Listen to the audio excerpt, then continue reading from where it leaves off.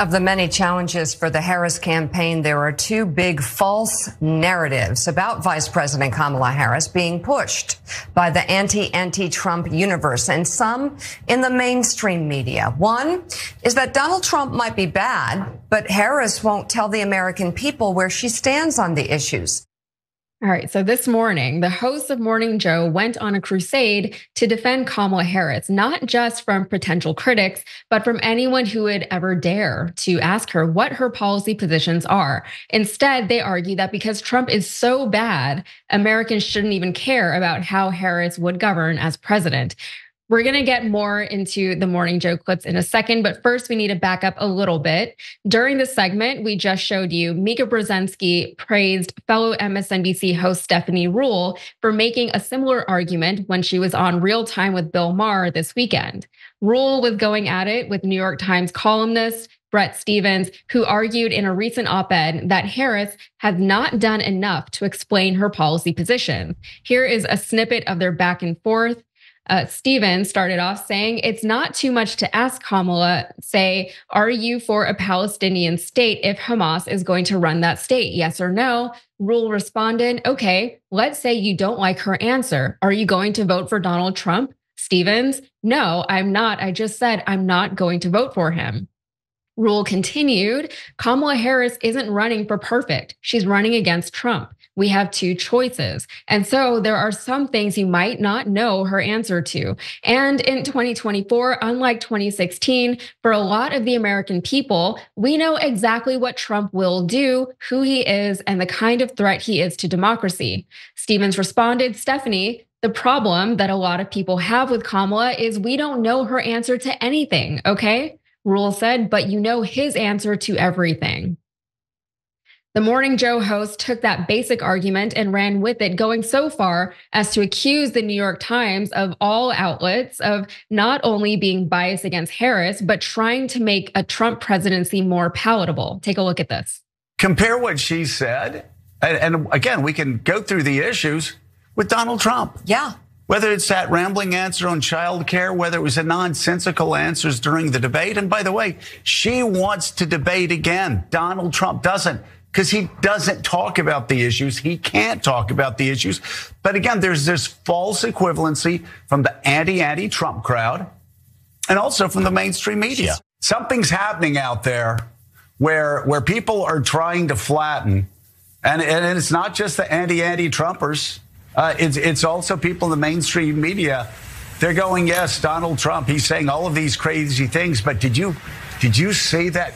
And there were two people this weekend with significant columns going, but did you see her answer to the local Philadelphia question where she actually gave a 3-point answer and she talked about, $50,000 for startup small businesses. The anti-Trumpers who just can't admit they are going to vote for a man who tried to overthrow American democracy, who did what they did on January 6th. They're desperately trying to create the permission structure so they can vote for a man who said he was going to terminate the Constitution.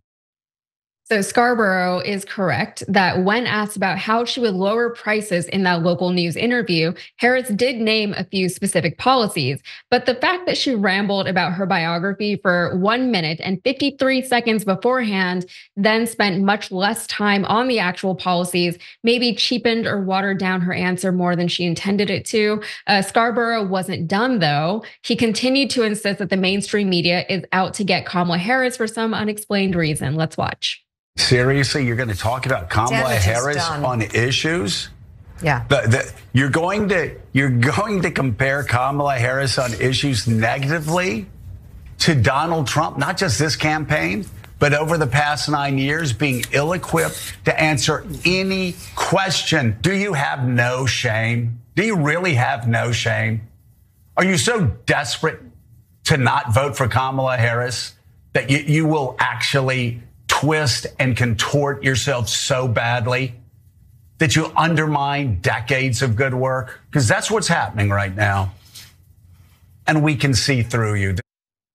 So I do agree that Democratic candidates to an extent are held to a higher standard than the Republican Trump candidate, but the voters are different. It's a different audience that they have to play to. And the Democrats, I really wish that they would have learned by now that it's not enough to not be Donald Trump. They still have to come with all of their information, all of their stances on everything, all of their plans, all of their policies, et cetera. Cenk, when Kamala critics talk about BlueAnon, I think it's funny because they're in part acknowledging how cultish the QAnon movement is, and by extension, the MAGA movement. I don't think we see nearly that level of sycophancy on the left or even in the center, but let's not pretend like it's not there to a certain extent. Is Stephanie Ruhle demonstrating part of that BlueAnon phenomenon here? Hey, don't scroll away. Come back. Because before the video continues, we just want to urge you to lend your support to TYT. You power our honest reporting. You do it at tyt.com/team, and we love you for it. Yeah, so I agree with Stephanie Ruhle and Joe Scarborough in parts and disagree in parts. Let's see if any of it surprises you guys. So number one, I agree with them on Trump, mentally unstable. I'm not going to take a back seat to how little respect I have for Donald Trump. To anyone, I bet I could beat Joe Scarborough in a debate on who dislikes Donald Trump more, because he just dislikes him because he's like, oh, I want the establishment to be able to reap all the rewards, and Trump only wants it for himself. Well, I don't like either one of you guys, and I think the people should get it. But I dislike Trump even more because I'm a populist, and this guy took a movement that needed to happen right or left about populism, and then perverted it to me, buy my gold sneakers. Come on, man, pathetic. So does that mean that I agree with them on Kamala Harris shouldn't have to answer questions? Absurd. No, I don't agree to that. That's so dumb. She's running for president. Of course she should answer questions. She should answer endless questions. So number one, it's wrong philosophically and ideologically. But number two, it's also wrong strategically. When you're hiding from the press, it makes it look like you have something to hide. It makes you look weak. It's such a bad strategy. It's establishment corporate Democrat 101. Oh no, we don't have to tell people anything except Donald Trump bad. Yeah, brother, I got that covered. That's not the interesting part. What do you stand for? Not gonna tell you is the worst political strategy. So she could put him away right now. She's, after the debate, that bump is very, very real. She's not past the margin of error. She's at about 5-6 point lead nationally. She does interviews, she does well, she could put him away. Instead, hear me now, quote me later, she'll start to slide back down because Trump is all over the press, she's not doing any press. And now, by the way, every time she does press, the pressure mounts because it's such a rare appearance. Whereas I talk on air for about 2 to 3 hours every single day. Have I made mistakes before? Yeah, I've made a million mistakes over these last 2 decades, right? Does anybody really care other than when they're trying to smear me when I'm running for office, et cetera? And then they'll dig and dig and dig. Oh, we found something wrong, he said 13 years ago. But overall, no one cares because we keep going and going and going. But when she's like, I will now do an interview, everybody's like on pins and needles. Oh, no, she took too long. There's something wrong with her, et cetera. So stop it, get out there and do 10,000 times more interviews. Make your case, do you wanna win? If you wanna win, you go make your case. You say, this is why you should vote for me. And can you please let Tim Walz out of a cage? We got excited about Tim Walz and then you stuffed him into a cage. So shh, don't talk. What the hell's the point of having Tim Walz if you're not gonna let him talk? Okay, so no, Ruhle and Scarborough are preposterously wrong about that. Okay, now the third thing. This is where it gets interesting. But are they right about the false equivalency? Definitely. If Kamala Harris takes too long to give an answer, word salad. And I told you about word salad. I was worried about it. This ain't word salad. Before her answers for some period of time didn't make any sense. You would go round and around and it would never get to a point.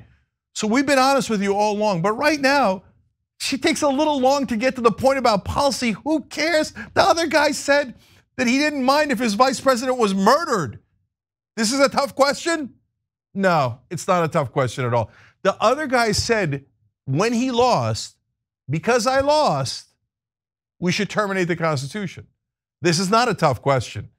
So nevertheless, if you're running for president, you have a duty to share your ideas and policies with you. By the way, Bret Stephens didn't do our side any good with that example of, well, I mean, I really want to ask her a gotcha question. If you really want a Palestinian state, how about if Hamas runs it? You're a terrorist. That's a gotcha question. That's so dumb. It's like the worst example you could possibly give. If all you're going to do is ask her stupid ass gotcha questions on behalf of Israel, then maybe I'm wrong and they shouldn't take any of your stupid questions. So look, overall though, despite that awful example, I do agree with Bret Stephens. Of course you should. And by the way, if I'm running for office and they ask a stupid gotcha question like that to me, I have a perfectly good answer. You know why? Because I know what my positions are. And I know what gotcha questions are. And I know how to get past them because I'm a grown up. Yeah, I mean, I wonder if she learned about how to hide her VP away from Joe Biden, because that's kind of what he did with her the entire time he was president until now. But yeah, obviously the standards are different though. I remember Elizabeth Warren, every time this kind of, unbalanced dichotomy kind of comes up. I always remember Elizabeth Warren when she was running for president, she had binders, she had plans on plans and plans. Donald Trump had 0 plans, but nobody even really asked him to hear what his plans were. He would say something crazy at a rally. He would say, we're going to build a wall. How are you going to pay for it? Mexico will pay for it. How are you going to get them to pay for it? No answer. He had no way of making Mexico pay for it. Whenever he did finally give a response, it was kind of nonsensical. It didn't make a whole lot of sense. And the Mexican president had to come out and say, no, we're not doing any of that. And he was a lot less nice about it than what I just said. But again, we go back to the audiences, right?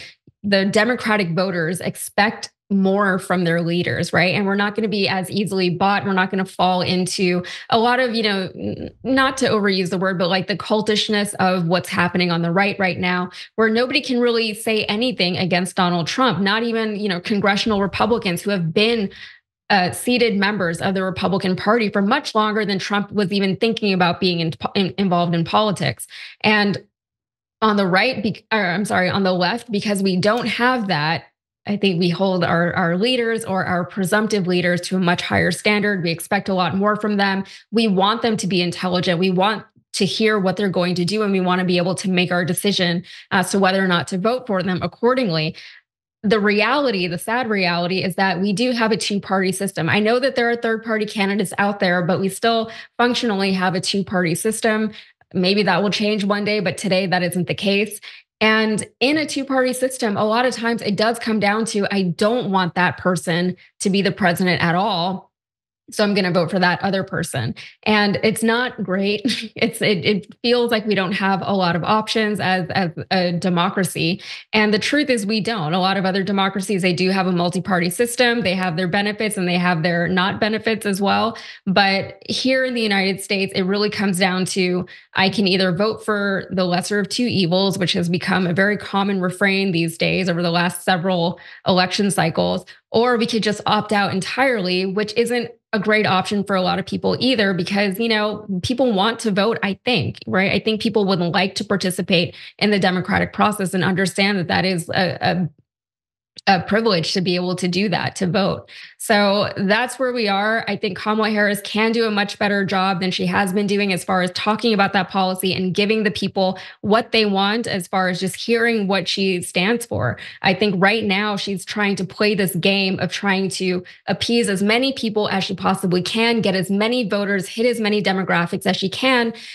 But the problem with that strategy is that you're going to have to say something at some point that is going to alienate people. 2 things can't always be true at once. You can't say, I really support the Palestinian people, but also I'm going to keep giving money and arms to Israel, right? And that's kind of what she's trying to do right now, not just with that issue, but I think that's why she's been so vague on a lot of her policy positions so far. Yeah.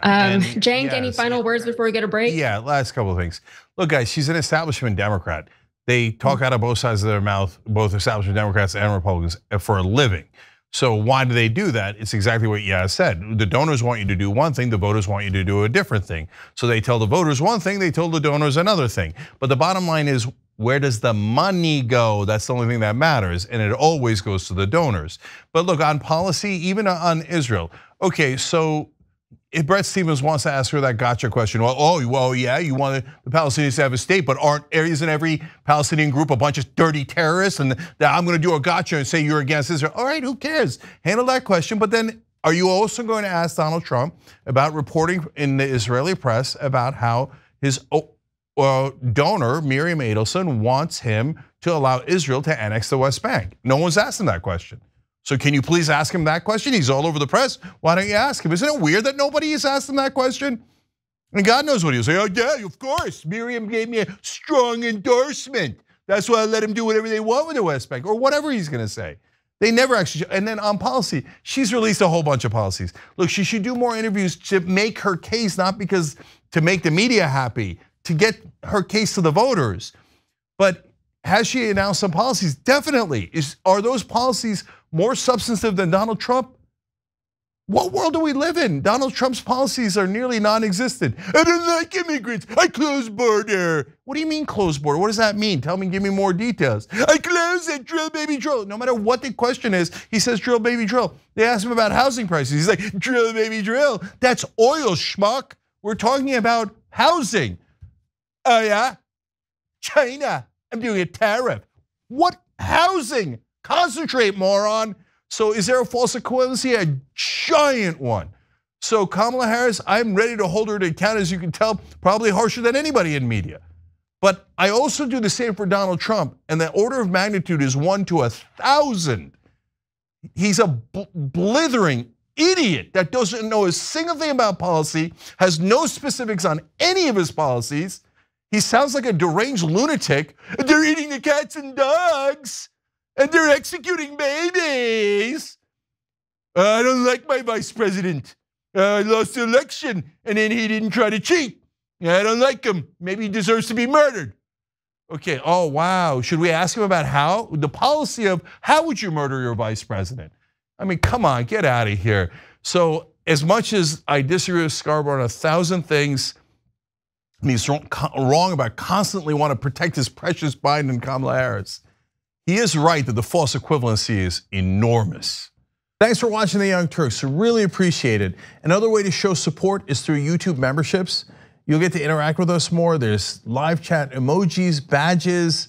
You've got emojis of me, Anna, John, JR. So those are super fun. But you also get playback of our exclusive member-only shows and specials right after they air. So all of that, all you gotta do is click that join button right underneath the video. Thank you.